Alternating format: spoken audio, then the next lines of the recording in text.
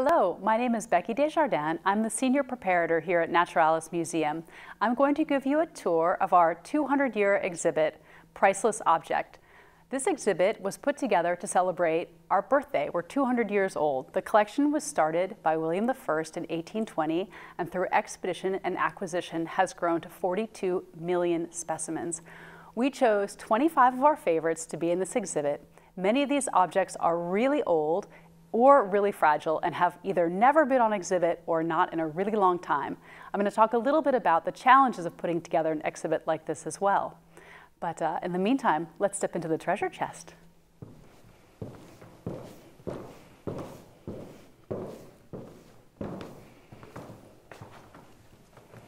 The first object I'd like to talk about is a toad, the Surinamese toad. The toad exhibits a really unique behavior in that the female carries the eggs in the skin on her back, and they actually hatch out from the skin on her back. This particular example is not very old. It's from the mid-18th century. However, this behavior was first described in a book by Maria Sibylla Meriam in 1705. This is her book here, The Metamorphosis of Surinamese Insects. For those of you not familiar with Miss Meriam's work, she was quite an amazing lady. In 1699, as a divorced 52-year-old mother of four, she traveled with her youngest daughter to Suriname, where she spent 3 years drawing insects, the plants they ate, herpetological specimens, and many other things. And her science and art is to this day considered to be groundbreaking. We're going to move on to the next object. This is the Ntb Herbarium. And it is, at 500 years old, it is one of the oldest objects in our collection. The herbarium is from Bologna, Italy, and it is filled primarily with Italian herbs. However, it does have some American vegetables in it, such as the tomato and the chili pepper, which would have been very rare for this time. Researchers believe that this was meant to be a gift for the Habsburg Emperor Ferdinand I. And indeed, on the front, it says, "Here for you, a smiling garden of perpetually flowering plants." Now, because this object is so old and fragile, we had to take special considerations with this. The entire exhibit is on a very tight light budget. But research that we've done, the decision was made that this book, the other books and insects, which are so fragile, could only be exposed to 50 lux for 1 hour every day. That's the maximum, which is why this is a little bit interactive. So when you look at it, you just wipe your hand over the button and the light comes on to really minimize the exposure that this specimen has to light. We're going to move on down to some geological material. These wooden models were made by the French geologist René Juste-Houy. He was active at the end of the 18th century. He was a crystallographer, and he was fascinated by how minerals broke. So he would break them down as small as he could and measure the angles and how they broke, and he made sets of these wooden pear wood models, ranging from the most simple to the most complicated crystal structure. He is considered to be the Linnaeus of geology in that he created a true taxonomic tree for crystallology. And when he wasn't working on crystals, he helped invent the metric system. Next on our list, we have the spectacular Cape lion. This lion went extinct in the wild in 1865. This specimen is a little older. It comes from 1860. What makes this lion different? It's a southern variant of the African lion, but it has this mane that covers both the chest and the back. It's very distinctive, this mane. And though this lion is extinct in the wild, it is still found in the Netherlands on our football jerseys, the coat of arms. This is actually the true Dutch lion. And I mentioned earlier about the tight light budget for this exhibit. Well, we had to take other things into account as well. For example, temperature and humidity for specimens such as this, and of course, theft. So the glass on this vitrine is extra hard Gorilla Glass. It's totally theft proof. We have minimal vibrations on the floor, The temperature in here is always 21.5 degrees plus or minus 1 degrees, and the temperature is the humidity is 48%. So we really keep it quite constant here for these specimens. All right, we're going to move to the next one, to the elephant bird egg. The elephant bird was discovered, or the first elephant bird egg was found by Westerners in 1850. This specimen is a little bit younger. It came to us through a trader in Amsterdam in 1865. And we have 2 in our collection, and we also have elephant bird bones in our collection. And originally, the elephant bird bones were actually housed with the elephants before researchers realized they were 2 different things. When I talked to the exhibit designer about how she chose the objects for this collection, she said she worked really closely with the collection managers to find out what specimens really told the story of Naturalis and also what specimens were really spectacular to see. But she did mention that she picked a few specimens that were her favorites, and this is one of them. The next object I'd like to talk about is the meteorite. This meteorite is called the Deep and Vein meteorite. That's the location where it was found. It's one of only 6 meteorites to be known to have fallen in the Netherlands, and it fell in 1873. However, it didn't become famous until 2013. This is made from carbon chondrites, this meteorite. Fewer than 0.1% of all meteorites are made of this material. It's really rare. It's considered to be the building blocks of our solar system, so it's incredibly old. It has to be kept in a special airtight box, as you can see here, with silicon beads at the bottom. This is because it's incredibly sensitive to humidity. And you can see we also have a monitor in there to keep really an eye on it. Before this object came to Naturalis, it actually has a pretty interesting story. It was found by somebody who actually saw it fall from the sky. It was given to a local school teacher. He lived for a while, he passed away. His wife, it went on to somebody else. That person's wife, he died. The wife gave it to somebody who didn't know what it was. This specimen was almost lost 3 times before it ended up in the Naturalis collection. But now it gets a lot of visits from researchers, so I'm glad that it was found. And we're going to move on to a very special marsupial specimen next. This is the gray 4-eyed opossum. This specimen is quite old. It was collected by Albertus Seba in the mid-18th century. And, no, I'm sorry, earlier than that.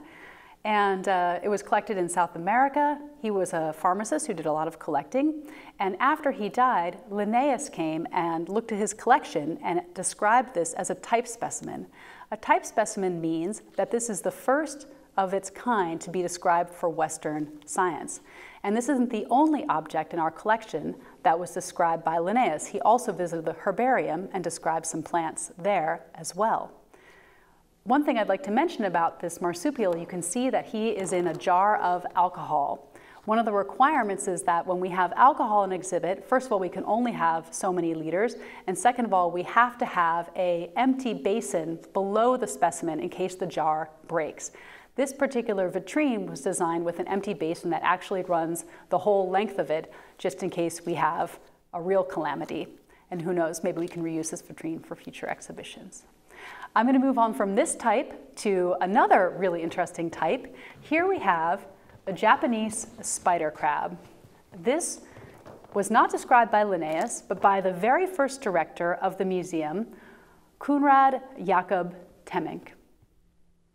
So not only is it special because it was described by Temminck, but this actually comes from the collection of Philipp Franz von Siebold. Siebold was a German physician who worked for the Dutch East India Company and was stationed at Dashima in Japan from 1823 to 1829. Siebold was one of the few people who actually lived on the island. This island was the only place in Japan that a Western government had a base, and it was the Netherlands. They were the only Western power that was allowed to trade with Japan at the time. Because Siebold was a permanent employee, as it were, and also a biologist, he was allowed to leave the island and collect on behalf of the Dutch government, which he did. When he came back to the Netherlands, when he retired, he brought back 20,000 specimens.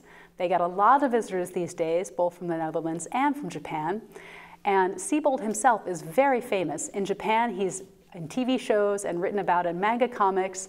And for those of you who read the David Mitchell novel, The Thousand Autumns of Jacob de Zoet. He's also a character in that book as well. We're going to go next door and look here at the last quagga.